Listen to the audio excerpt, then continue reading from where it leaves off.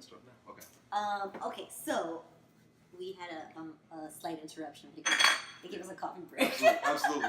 Okay. Now back to our regularly scheduled broadcast. Today's program. I don't know. That wasn't even right. So I don't know what I even said. But, This is what we do all the time, people.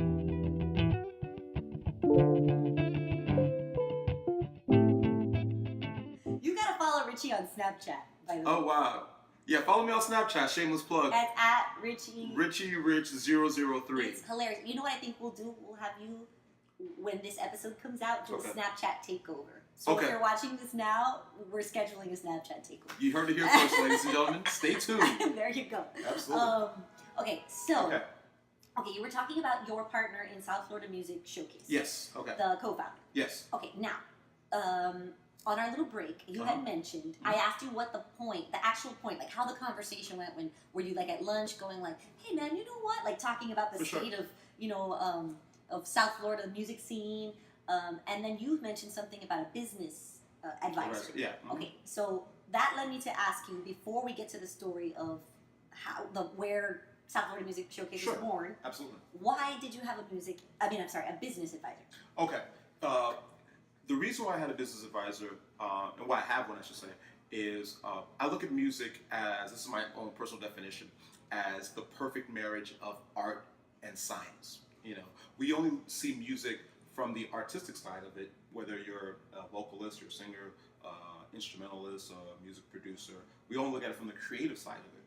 But the science aspect to me is the business side, right? Which actually is what's the key to putting your music and your creativity in a position to go to the next level.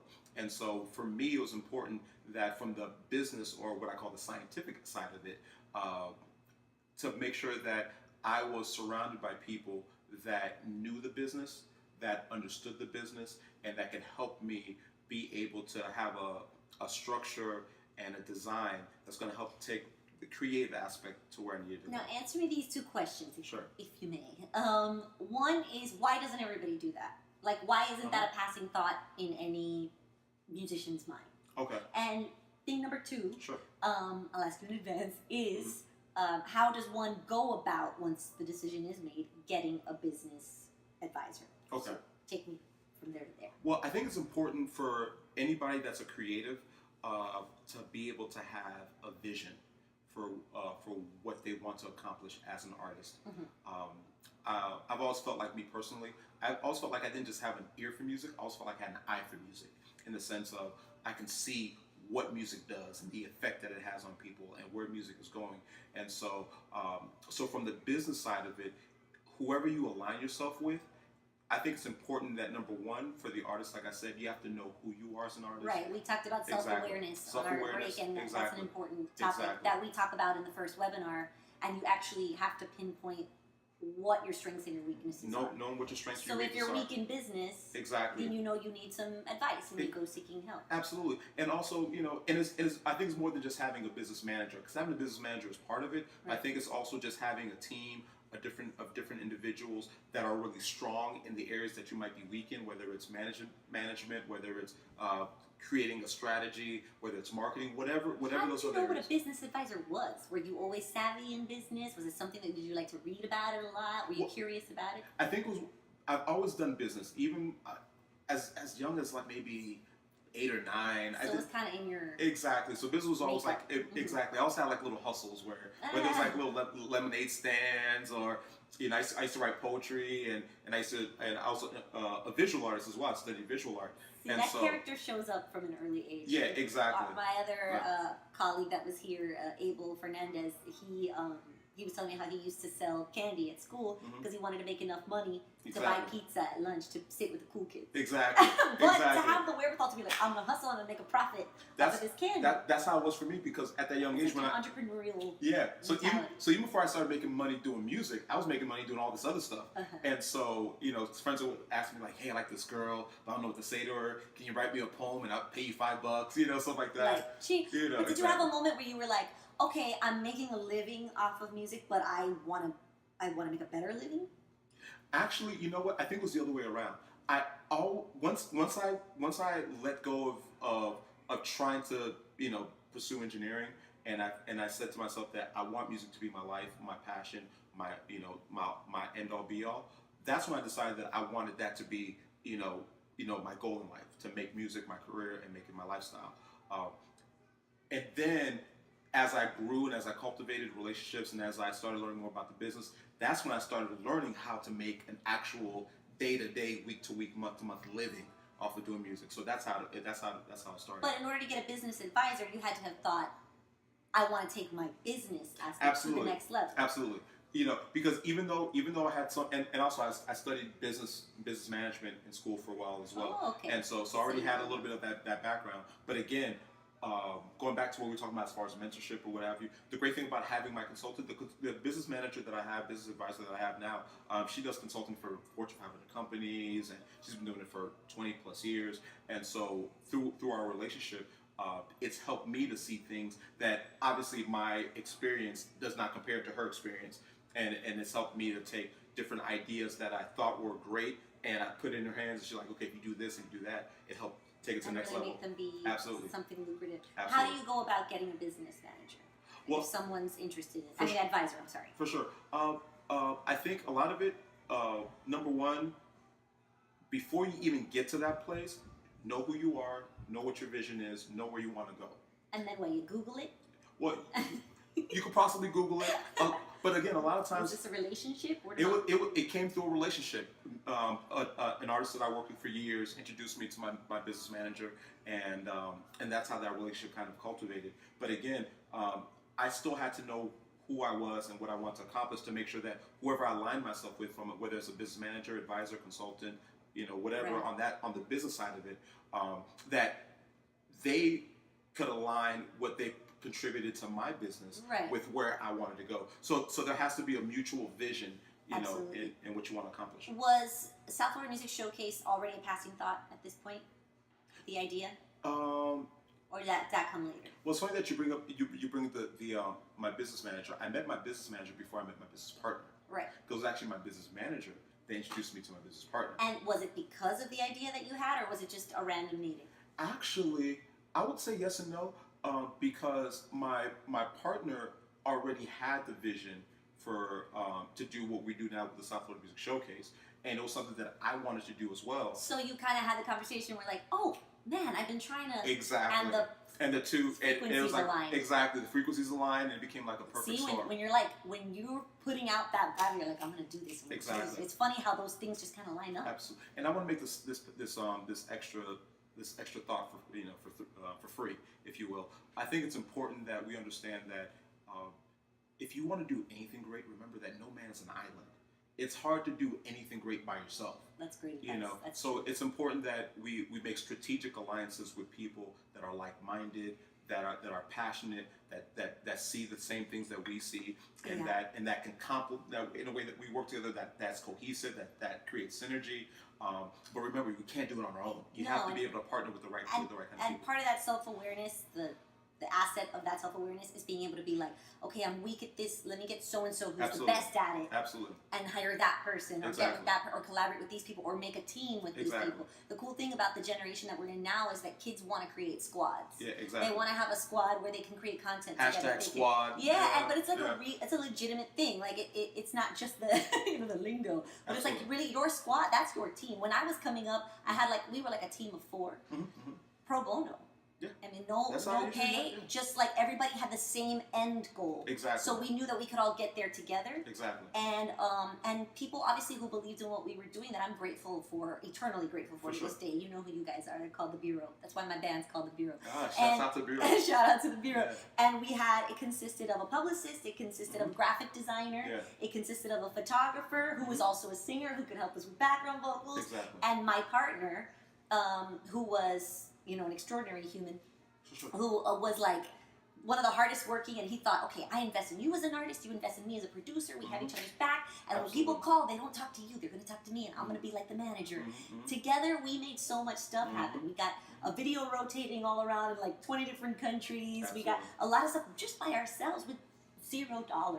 But it was because everybody had they were on the same page. So it's so important. Yeah. And that's why we, we're doing some collaborations with an app called Zook. Yeah, and I know it's Zook. all about collabing. Absolutely. And that's why we all, that's what we're all doing together. Absolutely. This is a collaboration. This is a collaboration. We're creating a synergy. And it's so important because a lot of people think that, like, I got this. Yeah, exactly. And, like, no, man, you're only as good as your inner circle. It really is so important. That is so true. Something that you touched on, as far as like when you're in the early stages and you're doing it pro bono, that's what we call having a labor of love. Yeah. And I think that's important. It's not always easy to do. Yeah, it's not easy to do because again you have to think about paying your bills and all those. Where you gonna live? Exactly, all those important day-to-day things. But I think the thing that's important for me is that don't focus initially on profit, focus on purpose. Absolutely. Because if you focus on purpose, profit will follow. Absolutely. And so because a lot of times when you focus initially on profit, sometimes it makes you compromise some of the things that you really want to do, or compromise who you are just because you're trying to make an extra. It creates short-term behavior. Exactly. Because you're just thinking about that immediate cash. Exactly. And you're not thinking about what you're creating in the long term. Absolutely. And it really hinders you. Absolutely. Because that behavior does not help you create something with longevity. Mm-hmm. And I just tell people that, I tell them to be money-minded. And like, it's not about the money. I'm like, no, I'm saying it's about the money. Exactly. Be money-minded in the sense that I misspent a lot early in my career. Yeah, we've all been in all the wrong places because I didn't understand business. Mm-hmm. And I didn't understand the business that I was messing with. Absolutely. And I always tell people, because you ask any artist and they're like, what do you need? And like, money. And I'm like, okay, what would you do with it? How would you spend it? How would you budget it? Like, and that's an important conversation because, yes, the purpose is the main goal. That's completely what our method is about. But also understanding so that you're not tripping over yourself and just ending up falling flat on your face in the first 5 seconds. It's really easy to blow money. Real quick. Which again, because a lot of times as a creative, usually the money side falls on the science side of it. The business side of it, being able to have the right accountant, the right lawyer. Like, exactly. It's for my dream. Yeah, exactly. So exactly. We're making it rain. For the. I don't know how I'm gonna pay my rent. Exactly. I gotta drop this $5,000 on the perfect mix. Absolutely. But I think a lot of times the struggle, and we've had this conversation. We're working here. This is work. This is work right here. But I think that we had this conversation before where I think the struggle is a lot of times is I call it the battle between livelihood versus longevity. Right. The livelihood is, okay, I got to make money so I can pay my rent on time and make sure I pay the light bill at the on the 15th and pay my car note on the 20th, and that's livelihood, and that's important because we have to. If you have a family, you got to make sure you provide for your family, keep a roof over your head, food on the table, all those important day-to-day things. But sometimes we sacrifice the longevity, which is our goals, our dreams, our aspirations, for the short-term livelihood, and so it ends up being a conflict most times than not, where sometimes you have to sacrifice. You get to a point where you have to sacrifice some of your short-term livelihood to invest in your long-term longevity. Did our video cut out when we talked about discomfort? I don't remember if we talked about that. I'm not sure, yeah. I'll say it exactly, again. Exactly. You have to be uncomfortable. You have to be uncomfortable. Okay, so let's talk about, all that being said, he brought the idea to you and you were like, man, that's what I've been wanting to do. Your frequency is locked in. What happened next? And by the way, did we discuss, obviously the idea came from this void that you thought, that you felt like people weren't really taking maybe the Miami music scene serious. Exactly. They weren't really, what's the word I'm looking for? Curating artists here and Absolutely. all that stuff. So that obviously stems from your wanting to either have a bigger purpose. Absolutely. Because otherwise, what's the point of even getting involved in that? You wouldn't care. You just moved to LA. Absolutely. Absolutely. And I'm glad you used that. And maybe a care for your town too, where you came up. Yeah, and I'm glad you brought that up because it's a bit of a duality. It wasn't just because of how I saw the industry perceive our region, but I also felt like the artists in this region needed help, guidance, direction in how to facilitate a means to make their dreams come true. And obviously being a part of that movement was something that you felt was a greater purpose for you. It was a greater purpose for fulfilling. me. It's very fulfilling. And also, too, I think it's important that our mantra is this. It's built around the 3 C's: to connect, to create, and to cultivate. And especially on the creation standpoint. Well, that's why I say the same thing. Yeah. create, cultivate, and conspire. See, Yeah. see, Yeah. exactly. The frequencies are matching, Yeah. and so it's about connecting with each other and connecting with different individuals or different entities that can help make our dreams come true. Creating a platform where it's not so much about us trying to go to the industry, but creating a means for the industry to want to come to us. So and then cultivating those relationships. What does sorry, I get excited. That's why I'm like, No. This is great stuff. my brain starts functioning. I jump in. Absolutely. Well, okay, so what? That being said, you started it. You did the first one. Explain to us first what it is exactly. Sure. It's a showcase. It's an art showcase where we select 10 of the freshest, dopest, innovative artists that we could find, and give them an opportunity to perform their original music in front of an audience of music industry executives, professionals, everything from A&Rs to label heads to music producers, songwriters. But also in the audience, we also have music lovers, we have vendors, we have choreographers, dancers, directors, the whole nine, where basically anything that you would need to help facilitate your vision as an artist or as a creative, chances are it's going to be in that room. So it ends up being a big networking opportunity. So it's not just about the artists that are being displayed or the special executives or industry gurus or honchos that attend our showcase, but it's also about all of us that are in there being able to pass out business cards and to shake hands and introduce yourself and find out who is here that could probably help me or how I can. How do you bring those people together? Do you promote it? Do you send out emails? Did it start by word of mouth? It started basically. I mean, you hit up your network of people. We hit up old-fashioned way, a lot of phone calls, text messages, emails, and also in the digital social media age. So that's a big plus. And what's been happening now organically, without us even realizing how much it's been growing, in and of itself, is that initially the goal was to just highlight artists from the South Florida region. But in the past couple years, what's been happening is that people from all over the country have been hearing about our showcase, and so we'll have artists submit their music from, like I said, different regions, different parts of the country, just to be a part of our showcase, and they'll fly in or drive in on their own dime just to be able to have this opportunity to be able to perform. And what cool stories can you tell me that have come out of the showcase? Oh, a lot of great opportunities. What happened? We had probably about a handful of different artists that have been featured, that were offered record deals, distribution deals, management deals, artists that have been discovered and got a chance to perform on a major platform, maybe to open for different artists. And so those are the types of testimonials that we get from our showcase, and that's really what it's about. It's really more so giving them an opportunity and giving them the platform for their music to be on display, and to also maybe even to build a fan base, and also to be introduced to a different region, especially for those that are coming in for different. We have artists that come in from California and from Atlanta, from Baltimore, from Nashville, and we showcase different types of artists. Right. So we showcase Latin artists, rock artists, hip hop artists, country artists, jazz artists. We don't just focus on just one particular demographic of music. We showcase 10 different artists from 10 different styles of music. What does the future hold for South Florida Music Showcase? Well, what's the next 5 or 10 years look like?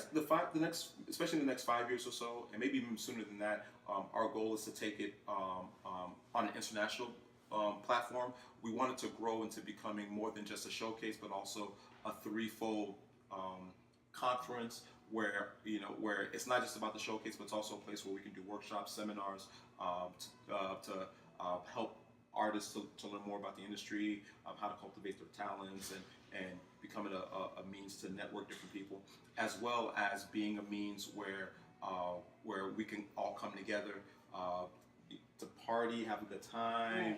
Right. We think you'd be like doing a couple in different cities. We've already been offered to do one in LA and to take it to different places, but we're also planning to take it abroad, but instead of just making it just a showcase, making it a multi-day event. Oh, okay, great. A networking event. Exactly. And so we're working on a very big shift for our showcase, so stay tuned as we finalize those details, but we are planning on taking it bigger, taking it better, and instead of us trying to go to the industry, we're bringing the industry to us, and it's going to be a great way to network, to mingle, and to party. Talk about that with our artists all the time, because that's the beauty of the age that we're living in now. Is that before we used to have to get in our van with our guitar and Exactly. we shake babies and kiss hands. Shaking babies and kissing hands. And win one person over and knock on doors and stuff. Like, we have so much reach now. Exactly. And in the digital age, we're like, we can bring the attention to us. Exactly. We can get people's attention. We can get people's. We can give them immediate value, and we can bring the industry to us. Absolutely. So and if we really have a lot more, control. We do. And if you make the noise, they'll hear you. They'll it's just listen. about making noise and the right kind of noise. Exactly. How can an artist get involved in South Florida Music Showcase? Absolutely. You go to our website. It's southfloridamusicshowcase.com. You can follow us on social media. Spelled out full? Spelled out full as far as our website, and on Instagram it's at South Florida Music Showcase. On Twitter it's at SFL Showcase, and you can find us on Facebook as well, South Florida Music Showcase.